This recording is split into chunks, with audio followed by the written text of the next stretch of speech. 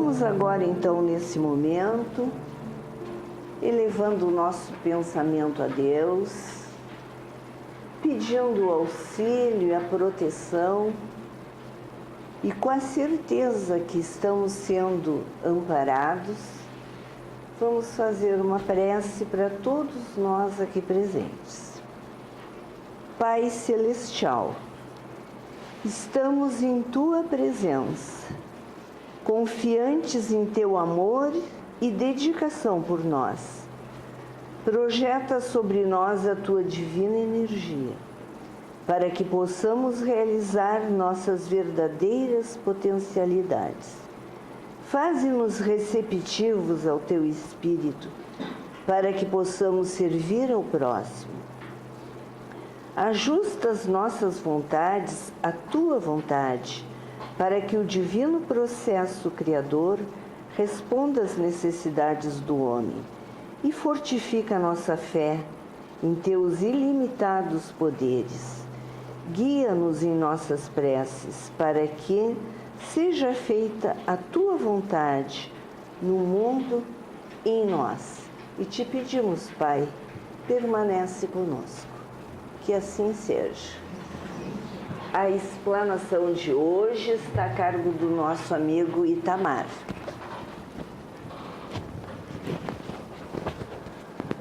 Boa tarde, sejam todos bem-vindos à nossa Casa Espírita Recanto de Luz. É com muita alegria que nós recebemos a todos que vêm a esta casa em busca da palavra espírita, em busca de paz, em busca de um mundo melhor. Sejam realmente muito bem-vindos. Nas nossas exposições doutrinárias, nós estamos agora estudando, refletindo sobre o livro Jesus no Lar, uma obra que foi ditada pelo espírito Néio Lúcio com a psicografia de Francisco Cândido Xavier.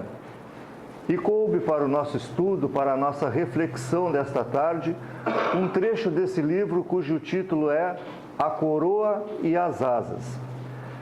Antes, nós devemos dizer que este livro, Jesus no Lar, ele é muito especial, pois nos remete para a prática do Evangelho no lar e trata de lições ensinadas por Jesus em reuniões na casa de Simão Pedro. Este foi, então, o primeiro culto cristão no lar, onde Jesus ele conta pequenas histórias que nos levam a entender o amor ao próximo, o valor de servir, a compaixão, a educação e vários outros valores morais.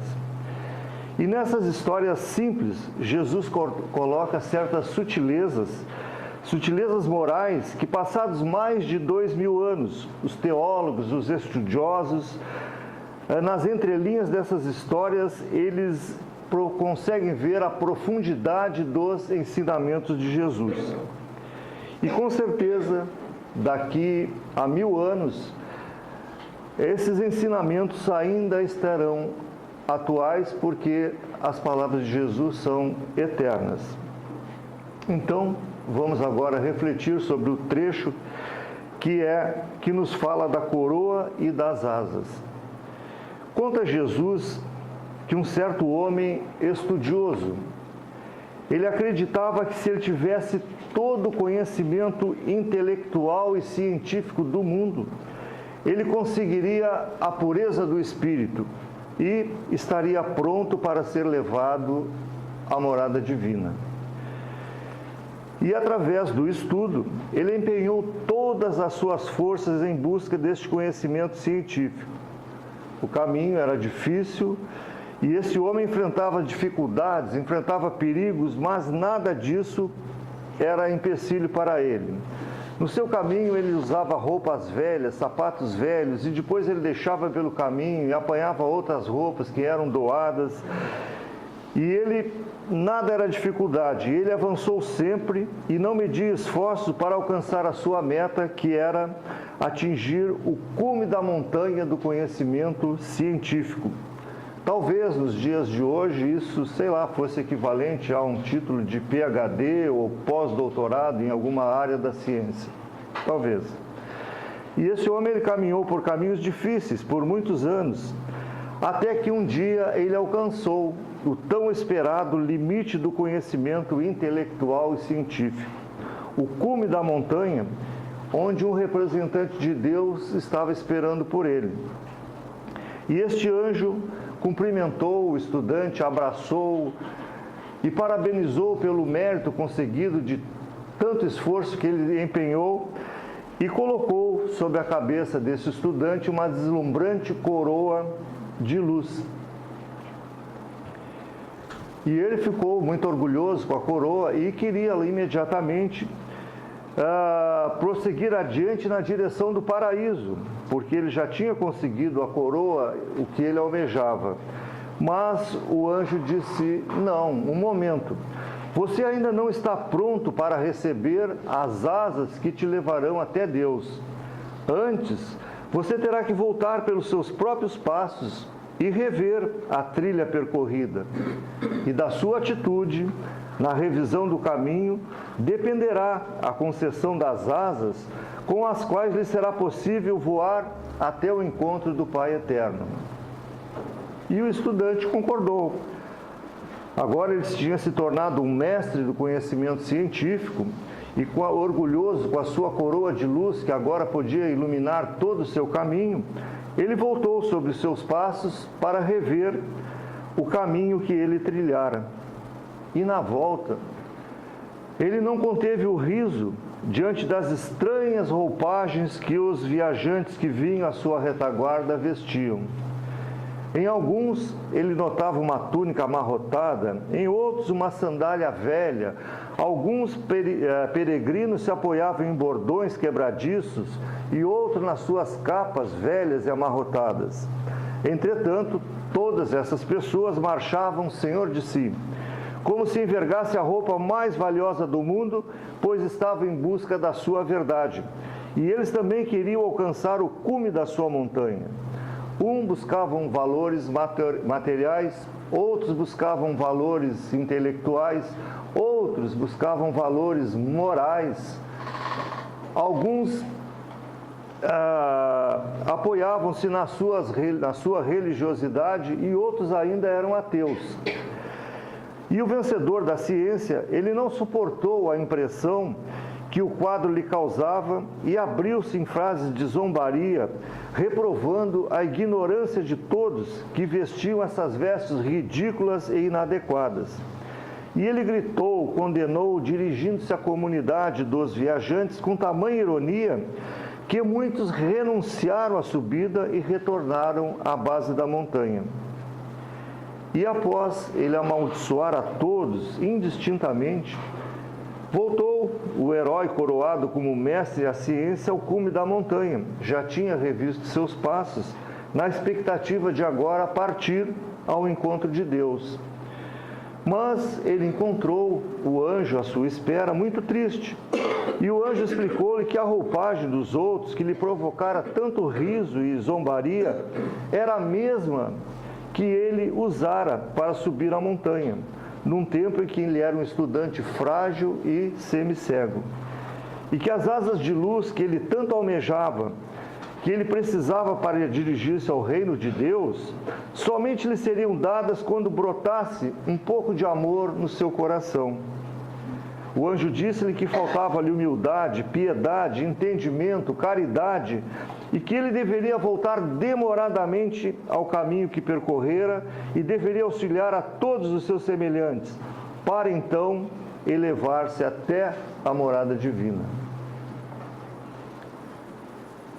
Terminada a história, Jesus deixou passar alguns minutos de silêncio para que todos absorvessem o ensinamento e terminou dizendo: há muitas almas na terra ostentando a luminosa coroa da ciência, mas todos de coração adormecido na impiedade, salientam-se no sarcasmo e na censura, estão envenenados pela incompreensão, são exigentes e cruéis, fulminam os companheiros mais fracos no entendimento e na cultura e negam-se a estender as mãos aos mais fracos, esquecendo que já foram assim.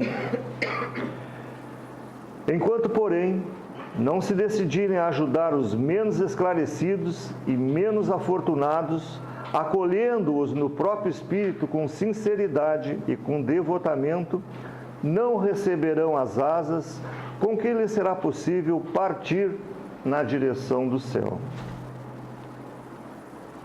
Então, nós reconhecemos nessa mensagem de Jesus defeitos nesse homem como orgulho, egoísmo, vaidade, prepotência, arrogância, mas principalmente falta de caridade. E passaram-se 2000 anos e encontramos os mesmos defeitos estampados na maioria dos indivíduos que alcançaram o sucesso. Sejam eles mestres da ciência, intelectuais, políticos, empresários, militares de alto escalão, magistrado, de todos aqueles que conseguiram um certo poder econômico ou social, raros são os que olham para as classes menos favorecidas com carinho e com respeito. E, infelizmente, todos terão que retornar, revisar seus passos e buscar valores morais positivos para que possam evoluir verdadeiramente na direção de um mundo melhor. É preciso que nos tornemos homem de bem. Então, todos nós precisamos lutar para que nos tornemos homens de bem. E Kardec, no Evangelho segundo o Espiritismo, no capítulo 17, nos itens 13 e 4, ele nos fala sobre isso. Primeiro, ele cita algumas qualidades do homem de bem e ele diz assim: o verdadeiro homem de bem é aquele que pratica a lei da justiça, do amor e da caridade em toda a sua pureza. Questiona a sua consciência sobre seus próprios atos. Pergunta a si mesmo se não violou essa lei, se não fez o mal, se fez todo o bem que podia, enfim, se fez aos outros tudo o que gostaria que os outros lhe fizessem. Kardec lista uma relação de virtudes do homem de bem e no finalzinho ele coloca assim: o homem de bem em todos os momentos tem como guia a caridade. Sabe que todo aquele que prejudica os outros com palavras maldosas, que fere com seu orgulho e o seu desprezo os sentimentos de alguém que não se importa em causar um sofrimento, quando este poderia ser evitado, e que não possui amor pelo próximo, não merecerá o perdão do Senhor, até que se arrependa do fundo do seu coração. Depois, nesse mesmo item, Kardec diz que o Espiritismo, bem compreendido e bem vivenciado, leva o homem a possuir as qualidades do homem de bem. E essas qualidades caracterizam o verdadeiro espírita, assim como o verdadeiro cristão. Pois, Kardec diz, tanto um quanto o outro são a mesma coisa. Tanto o verdadeiro espírita quanto o verdadeiro cristão são a mesma coisa. O Espiritismo, ele não criou uma nova moral, ele apenas facilita aos homens a prática da moral do Cristo, oferecendo uma fé sólida, raciocinada, esclarecida para todos aqueles que duvidam ou vacilam. Existe uma máxima no Espiritismo que diz assim: reconhece-se o verdadeiro espírita pela sua transformação moral e pelos esforços que emprega para domar as suas más inclinações. Então, ninguém precisa ser perfeito para ser espírita, pois entre nós ainda não há criaturas sem imperfeição. Na realidade, o Espiritismo, ele tem, sim, um grande projeto para a humanidade. Mas esse projeto não é tornar todo mundo espírita. Tanto que o lema do Espiritismo não diz, fora do Espiritismo não há salvação. Não. O lema do Espiritismo não diz, nos diz, Fora da caridade não há salvação. Então, qual será o projeto do Espiritismo para o mundo? Qual será a contribuição que o Espiritismo pode dar para os indivíduos, para a família e para a sociedade? A proposta do Espiritismo é a formação do homem de bem. E quando Kardec descreve o homem de bem, ele não diz qual a religião que ele deve ter. Kardec não diz qual a língua ele deve falar. Ele não diz onde nasceu esta pessoa. Ele não diz qual a cor da sua pele. Kardec lista apenas qualidades morais de um ser humano que pode habitar qualquer lugar do planeta. Portanto, a grande obra do Espiritismo começa dentro de nós. É a formação de um caráter espiritual voltada para valores morais positivos. Formação de um caráter espiritual voltado para valores morais positivos.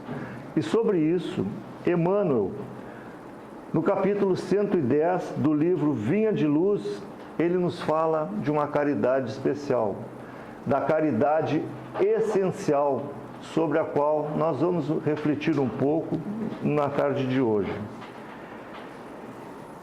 E essa caridade essencial nós colocamos como importante porque, tanto para alguém poder receber as asas de que nos fala Jesus na sua história, ele precisa dessa caridade essencial para que possa se voar até Deus, ir para a morada divina. Emmanuel nos diz que em todos os lugares e em todas as situações da vida, a caridade será sempre a fonte divina das bênçãos do Senhor. Ele diz: quem dá o pão ao faminto, água ao sedento, remédio ao enfermo e luz ao ignorante, está colaborando na edificação do reino divino. E isto é um trabalho maravilhoso que deve ser praticado por todos nós. Antes, porém, da caridade que se manifesta exteriormente nos variados setores da vida, nós devemos praticar a caridade essencial.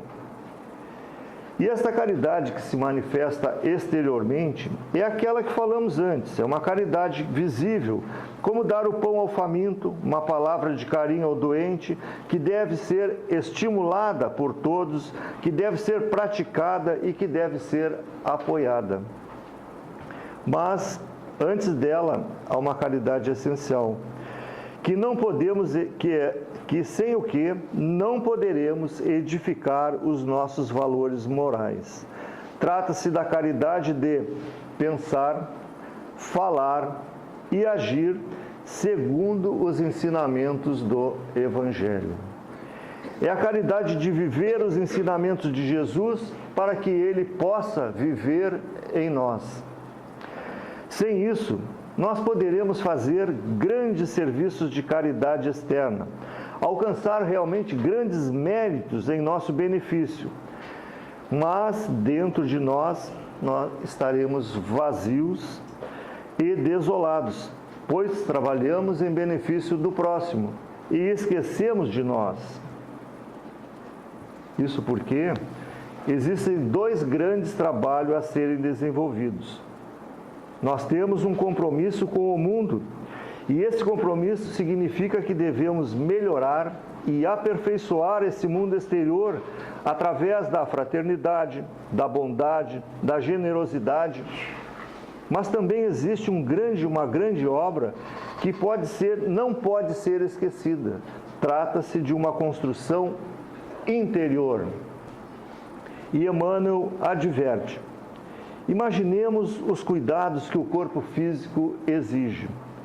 Todos os dias nós gastamos horas para a higiene do corpo, para a alimentação do corpo, para o embelezamento do corpo.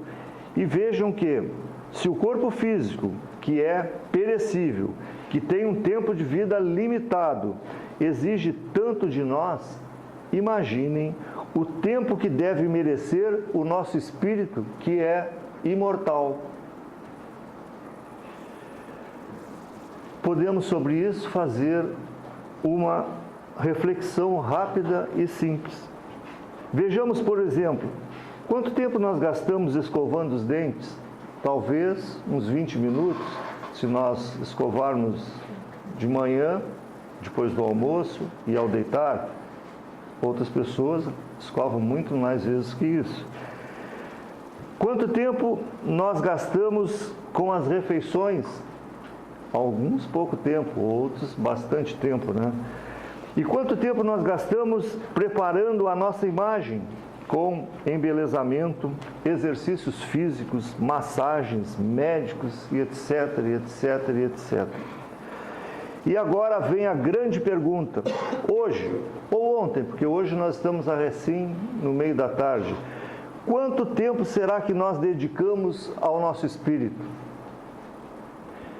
E quando nós falamos espírito imortal, nós vamos nos limitar somente a pensamento, fala e conduta. Desde o momento em que nós acordamos até a hora de dormir, nós somos bombardeados por assuntos, por conversas e por notícias. E isso é natural na vida de qualquer um. Algumas vezes nós nos exaltamos, ficamos nervosos, ficamos indignados. Mas será que nós reservamos pelo menos uns 10 minutos para lavar os nossos pensamentos? Para dar um banho nos nossos pensamentos? Bem, e como é que se lava os pensamentos? Nós podemos, por exemplo, ler um trecho do Evangelho. Podemos fazer alguns minutos de concentração ou de meditação. Ou podemos fazer uma prece. E os sentimentos? Ao longo do dia, nós vamos encontrando com pessoas e vamos estabelecendo relações boas, relações más, e vamos nos contaminando. E ao final do dia, nós somos algo assim como um paralama de carro, que na estrada recebe tudo que é sujeira, todo barro vai para o paralama. E o nosso coração, no final do dia, fica carregado de impureza, de sentimentos que precisam ser descartados. E pergunta-se, quantos minutos nós gastamos por dia para fazer essa higiene emocional? Santo Agostinho, no Livro dos Espíritos, ele nos aconselha a fazer uma higiene da conduta diária. Ele nos diz assim: quando eu estava na terra, antes de dormir, eu passava em revista o meu dia e examinava os meus atos, tipo, isso foi bom, isso não foi bom, isso eu preciso corrigir, e fazia uma avaliação da sua conduta no dia. Isso porque nós fazemos muita coisa sem ter consciência e acabamos ferindo pessoas, acabamos criando situações onde bastava uma reflexão simples para ser corrigida. Senão, o que acontece?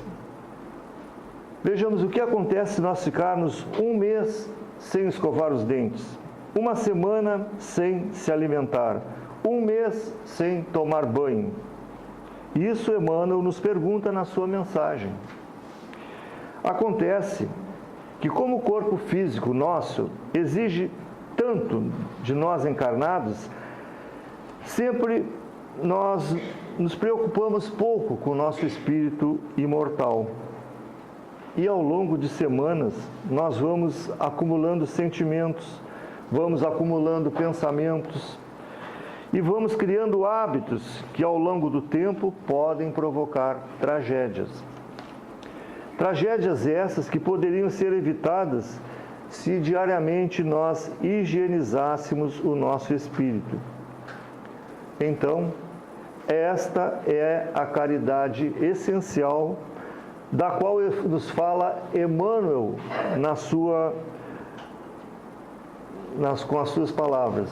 Caridade essencial é cuidar de nós mesmos. Divaldo Franco, em uma de suas falas, ele nos disse assim: muita gente vai para o inferno pelo caminho do céu. Parece estranho, mas ele queria dizer que muitas vezes nós estamos na atividade certa, dentro de uma casa espírita. Nós estamos no lugar certo, dentro de uma casa espírita. Nós fazemos o que é certo, dentro da casa espírita. Mas a nossa postura é inadequada. E ele conta então a história de um homem, um trabalhador de uma casa espírita que era responsável pela atividade da sopa. Esse homem, ele preparava e servia a sopa a todos os necessitados da região. E esse homem fez isso durante muitos anos e já estava um pouco esgotado da tarefa. Ele não tinha tempo para uma oração, não tinha tempo para uma leitura, não parava para uma reflexão e fazia tudo mecanicamente. Ele chegava, cortava batata, cebola, cenoura, tudo que era necessário para fazer uma boa sopa. E depois ele cozinhava, e saía distribuindo. Mas depois que ele atendia umas 10 pessoas, ele já ficava irritado e já não tinha mais o carinho e o respeito que deveria ter com as pessoas necessitadas. Ele quase que atirava a sopa para as pessoas, porque já estava cansado. Isso porque ele ficava nervoso e, embora estivesse fazendo um serviço de caridade, a postura interior desse homem não era adequada. Outro exemplo que nós podemos trazer dentro de uma casa espírita é a do expositor doutrinário. Isso que nós estamos fazendo aqui e agora. O expositor doutrinário, ele pode fazer um trabalho lindo, pode falar de uma maneira eloquente, que todo o público fique maravilhado com o que ele fala. Ele pode saber tudo sobre o livro dos Espíritos e sobre o Evangelho. Mas, se ele sair daqui e fizer tudo ao contrário daquilo que ele expôs, como pensar mal, falar mal, agir mal, ter uma conduta inadequada diante da família e da sociedade, nós vamos ver que a postura interior deste expositor doutrinário não está de acordo com o que ele está fazendo aqui. Isso significa o mesmo que ir a um banquete, servir a todos e não comer nada. A atividade do bem é um banquete que o Cristo nos oferece. Mas não podemos deixar de comer. Nós devemos usufruir de todos esses bens, de todas essas bênçãos. Porque, senão, nós viramos um executor mecânico. E não é isso que o Cristo quer de nós. O grande trabalho a ser realizado é dentro de nós. E quando esse trabalho é feito com carinho, ele envolve as pessoas que estão à nossa volta. E nós vamos ver que a caridade, ela tem essa beleza. E a caridade multiplica tudo aquilo que toca. Jesus, na sua lei maior, ele colocou: ama teu próximo como a ti mesmo. Isso significa que devemos primeiro nos amar, cuidar de nós e depois levar esse amor, essa caridade ao nosso próximo. Porque ninguém pode dar aquilo que não tem. E por que a caridade é tão importante nos dias atuais? Porque nós vivemos num mundo materialista. Nós somos escravos do materialismo.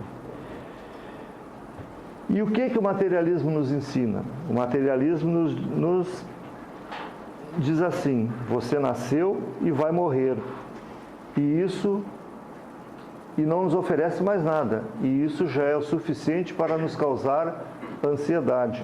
Segundo, o materialismo ensina que o nosso valor é medido por todas as coisas que nós fizemos e pelo nosso sucesso. E aí nós queremos fazer muitas coisas. E muitas coisas ao mesmo tempo. E hoje em dia, a maioria das pessoas estão sobrecarregadas e estressadas. Vejam então o personagem que Jesus nos coloca na sua história. Um homem que acreditava que com o conhecimento científico ele poderia ir para a morada divina. Ele queria conhecimento de todos os fenômenos da matéria e ele achava que com isso poderia alcançar, chegar a Deus. Mas não é assim. Ninguém conseguirá as asas que nos levarão a Deus se não conseguir a caridade essencial da qual nos fala Emmanuel. E para que não sejamos iguais a esse personagem da história de Jesus, é que Emmanuel nos adverte. Fique atento aos seus sentimentos, fique atento aos seus pensamentos, fique atento à sua conduta. Será que você está cuidando de você? Será que você está se protegendo? Será que você está alimentando o seu espírito? São perguntas importantíssimas para que possamos seguir confiantes na direção de Deus, buscando o sentido cristão do alto amor, o sentido do Evangelho, para que saibamos perdoar e entender as nossas limitações e então entender as limitações do outro. Este é o sentido da caridade essencial. Este é o caminho que devemos trilhar para receber as asas que nos levarão a Deus. Era isso. Agradeço a presença de todos, que possamos ter todos nós uma ótima semana e que possamos nos encontrar aqui na próxima segunda-feira. Muito obrigado. Agora nós, aproveitando essas boas vibrações que aqui reinam, imbuídos desse amor que nos encontramos, vamos fazer uma prece por todas as pessoas que aqui se encontram, também por aquelas que nós colocamos os nomes quando chegamos, e se não colocamos e que estão vindo no nosso pensamento, é a mesma coisa. Então, todas as pessoas que estão na nossa lembrança neste momento e por aqueles cujos nomes colocamos nas urnas.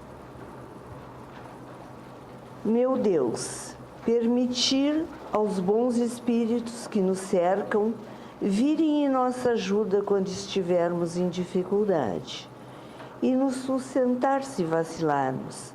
Fazei, Senhor, que eles nos inspirem a fé, a esperança e a caridade. Que sejam para nós um apoio, uma esperança e uma prova da vossa misericórdia.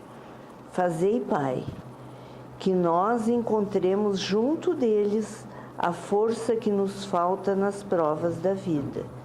E para resistirmos às sugestões do mal, que tenhamos a fé que salva e o amor que consola.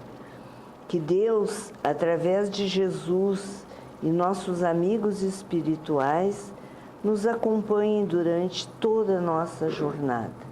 Que assim seja.